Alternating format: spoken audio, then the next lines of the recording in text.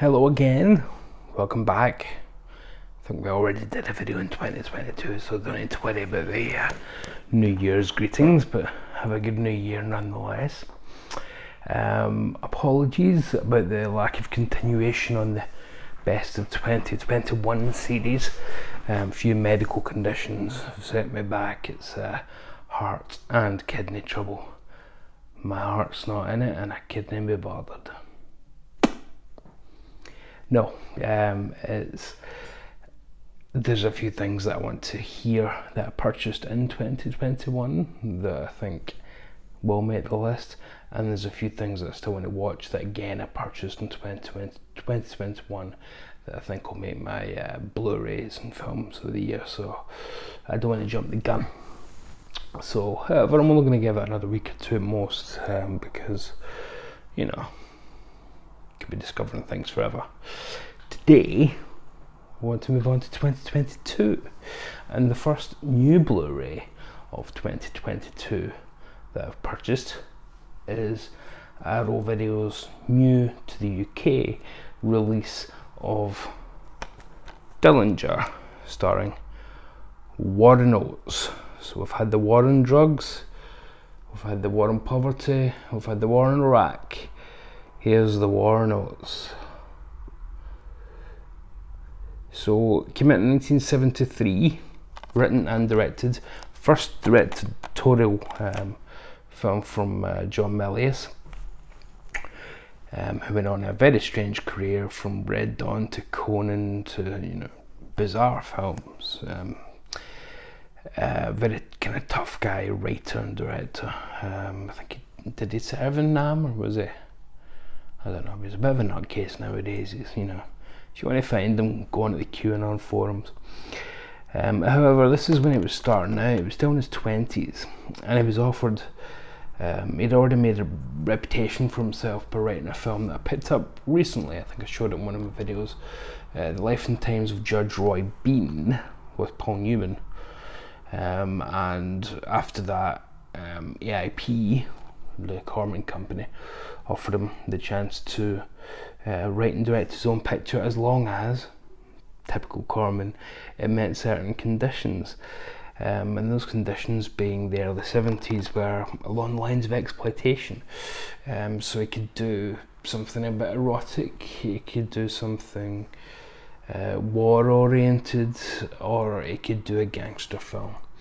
And of the gangsters, it had to be set in period times and based on real character, because Bonnie and Clyde had been such a smash that everybody was cashing in. Even Scorsese with Boxcar Bertha the year before this had a go.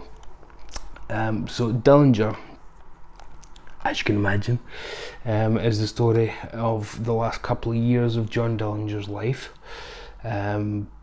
Public Enemies, I think, was the most recent version of Dillinger's life story with Johnny Depp, which wasn't a terribly good movie.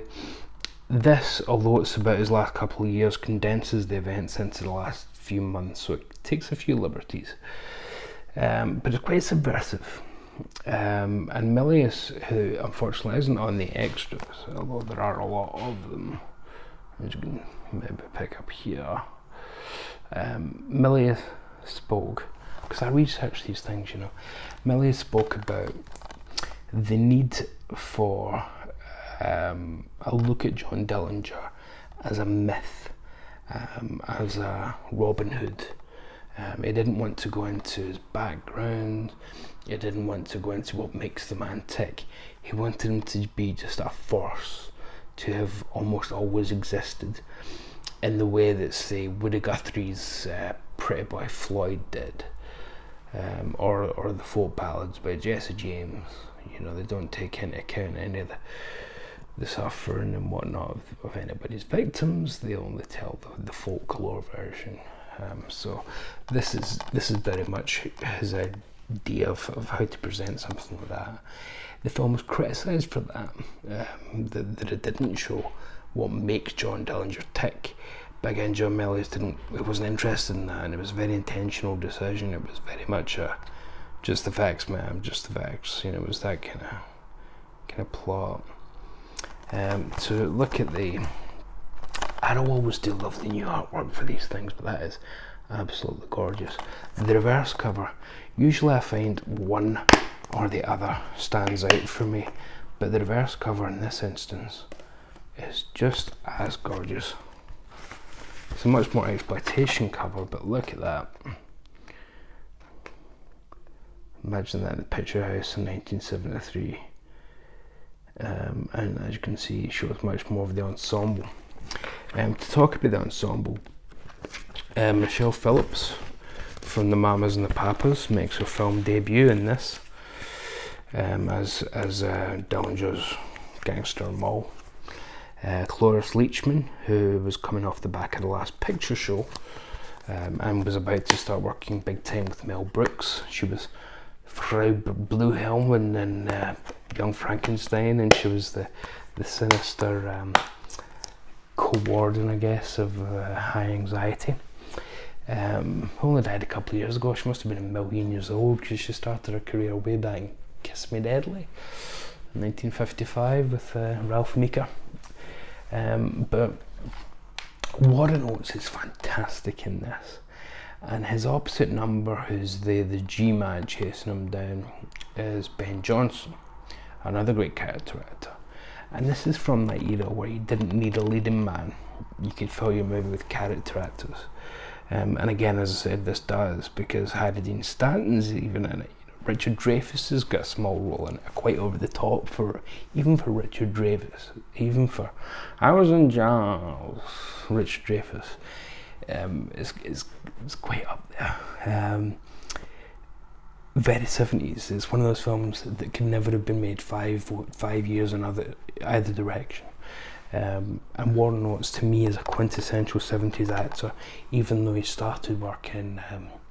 One of his first movies must have been Raid the High Country with Randolph Scott. Sam Peckinpah's first movie, must have been about then. But he was a fixture of shows like The Virginian and Gunsmoke and things like that. And he was always the sidekick and the sleazeball, but in this era, what you can call the new Hollywood or the Easy Rider, Rage and Bull generation, he was able to become somewhat of a leading man, which just wouldn't have happened again in the age of the blockbuster.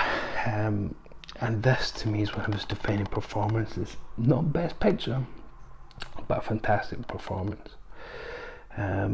There's all sorts of documentaries on here. There's an audio commentary by Stephen Prince, who wrote a book about savage cinema. This was considered one of the most violent films ever made at the time.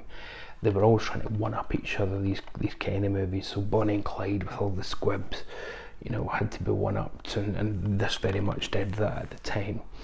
It was noted, I think, by Leonard Maltin as being the most violent movie I ever saw, in 1973, no doubt it topped by 74. There's a new interview with the director of photography, Gilles Bremner, an interview with producer Lawrence Gordon, an interview with the composer, Stills Gallery, and it's all from a 2K restoration. And there you go, Millies presents Dillinger as an almost mythical figure. So he's not out to show you this is John Dillinger. He's out to show you the John Dillinger that, again, Woody Guthrie might have sung about, that Bob Dylan might have sung about later on, or that children would actually for some reason aspire to. It's a very American thing to idolise gangsterism, but when these guys were roaming the streets and countrysides and banks doing these things, Edward G. Robinson, George Raft, Jimmy Cagney were the big film stars playing these types on screen. So is it any wonder that they became idols when, guys like Dillinger and Babyface Nelson and Al Capone, they became idols when on the big screen they were basically being played by the biggest stars of the time? It's a very American phenomenon, the gangster film. But yeah, fantastic watch, and my first new Blu-ray of 2022.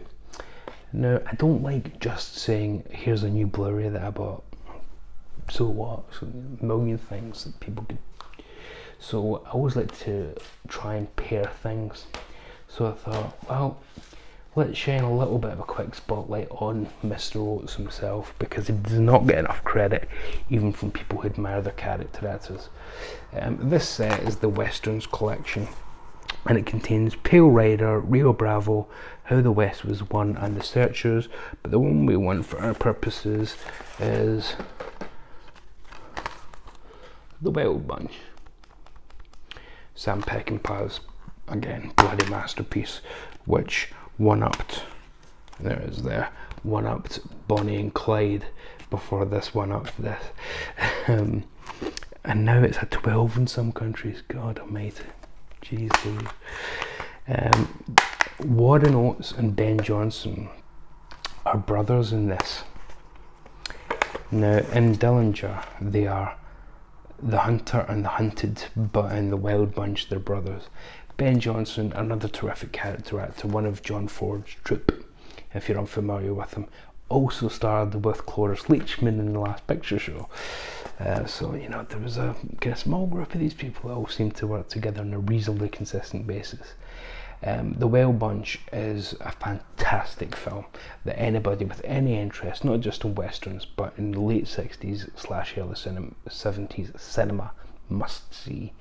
It was condoned or condemned in its time, I should say, for the violence, but it's in the service of the story. It makes perfect sense. These guys want to go out. They realise the West is dead. Their way of life is dead. And they may as well go out all guns blazing. It's a fantastic film. William Holden, Robert Ryan, Ernest Borgnine. If you like your character actors, the Wild Bunch will have you. Ooh. Now, here's one. Again, I'm just going to show you a few with Warren Oates. But here's another interesting one, directed by and co-starring Peter Fonda, The Hired Hand. And there's a nice shot of Warren there. This is very much a quiet western, so unlike the other ones that I've showed you, I thought I would pick this because it's a much quieter type of western. It's not as, despite, you know, the poster trying to sell you on it, it's not as all guns blazing as Dillinger and the Wild Bunch. It's very much a character study. So what you don't get from Dillinger, you will get from this.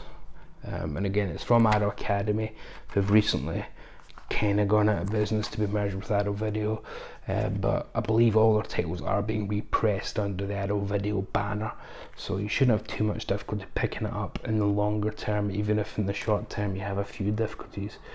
Yeah, Warren Oates and Peter Fonda also made, was it Ride with the Devil or Race with the Devil? A fantastic post-deliverance satanic cult, never go down south kind of movie, which I don't want to speak too much about, which I didn't pick for that reason, because it's just got too many spoilers. Basically, whenever you see Warren Oates and Peter Fonda together, just two more, Sleeping Dogs, Sam Neill's breakthrough film, New Zealand film, one of the first kind of new wave New Zealand movies that put New Zealand filmmaking on the map. This is about a kind of fascist coup in New Zealand, and Sam Neill gets to be, you know, the Sam Neill of Jurassic Park that I find terribly boring. It's not that. It's more like the Sam Neill of Possession and In the Mouth of Madness. He gets to ramp it all the way up to 11 at times here, and again Arrow Video, Arrow Academy once more, putting out these great films. So they've done well by Warren Oates, certainly, and did one more time here.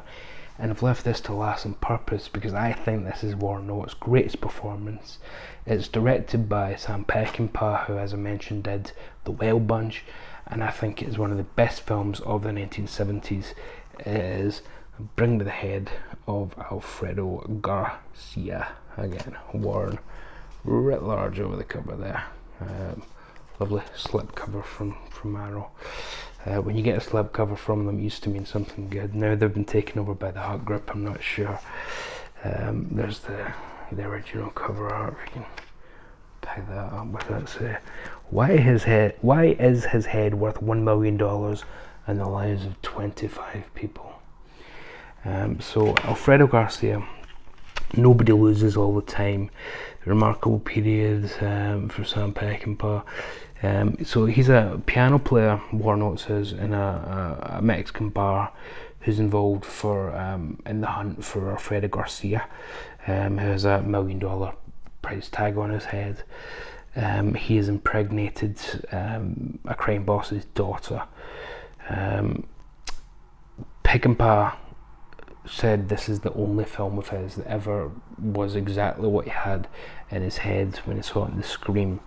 And one of the major reasons to get this is, again, the plethora of extras. Now, some of these unfortunately are only on the limited edition, so if you do find the 2-disc version here, this is the one to get, because disc 2 has 10 hours of unseen interview footage of the documentary about Sam Peckinpah by Paul Joyce, was it? Yeah.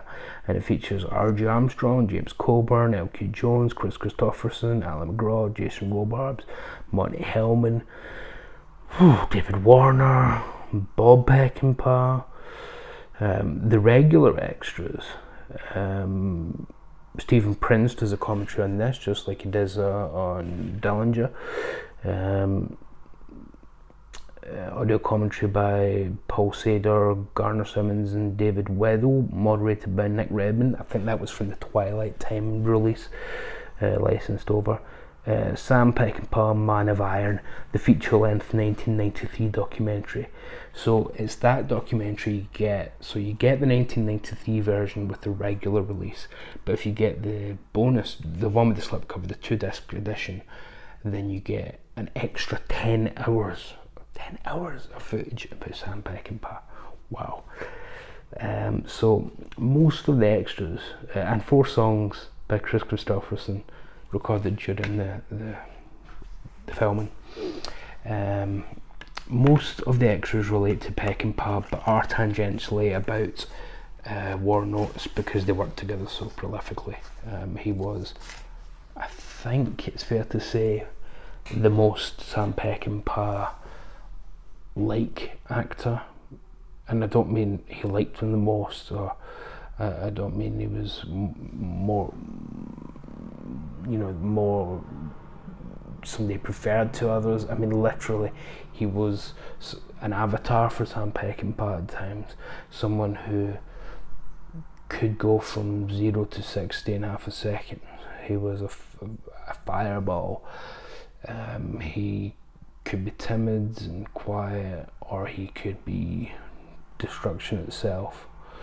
Warren Oates unfortunately passed away quite young, of a heart condition, only about 7 or 8 years after this, only about 5 years after this.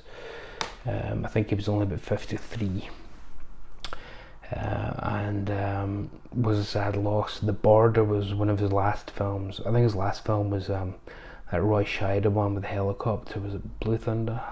Can't remember, but it was with Roy Scheider anyway. But yeah, so this is the new one that we're here to talk about mostly. But if I can only, and certainly all these are worth your time, including the ones in this box that aren't actually with Warren Oates, but if I can only recommend one to you, I'd say this is great, but this is one of the best films and one of the best decades for film ever. Bring Me the Head of Alfredo Garcia. And if you don't get that extra 10 hours, you still get the actual feature-length documentary itself. So it's not as if you're really losing it. Anyway, let's try and keep this under half an hour for a change. That was a look at Dillinger, and a few more recommendations if you want to go down the rabbit hole of Warren Oates, which you should, because he's very much worth it. He will swiftly become one of your favourite character actors, and if at the moment he's, hey, isn't that guy, he will swiftly become, hey, it's Warren Oates, and he will improve every movie you see him in, much like some of my other favourite character actors, like, I don't know, Ned Beatty. So listen, thanks very much for watching. Hope you've all had a good festive period, and now that it's over we can get back to just whatever. You know, every day is like, might as well be Christmas, isn't it? You know, don't know what day it is. I think it might be Sunday. In fact, it might still be Christmas, I'm not terribly sure. Anyway, why don't you pop a comment on with your favourite Warren Oates performance or Sam Peckinpah film, or if you haven't heard any, just go on to Arrow's website. No, wait, not the new Arrow. Go on to eBay or Amazon or something and pick up either Dillinger or Alfredo Garcia, and then work outwards from there, because he's got a wonderful filmography which is just waiting to be discovered. And as always, the best thing about film is it ain't going anywhere, it's waiting for you to find it. So happy watching, happy 2022, and I'll try and get around to watching and listening to more stuff, and we'll finish our 2021 list before we start worrying too much about 2022. So take care. Any comments, let them down below. Give us a subscribe. Give us a like if you liked it. If you didn't like us, give us a dislike. I quite like those too. I get to see them, even though it doesn't show you them. I get to see them. I had some really nasty comment the other day. It quite cheered me up actually. It was so badly written. I thought, oh, bless. Who let you on the computer? It was actually related to my Phil Collins joke in the albums video, you know, as if I was personally making fun of Phil Collins. It's nothing personal. Well, anyway, I'll let you go. Go have your tea. Love and mercy to you and your friends tonight and all nights. So that's the best I can do for a sign off, I'm afraid. So I'm just going to start the video. There's nothing more to be said. Warren Oates, keep digging. Night night.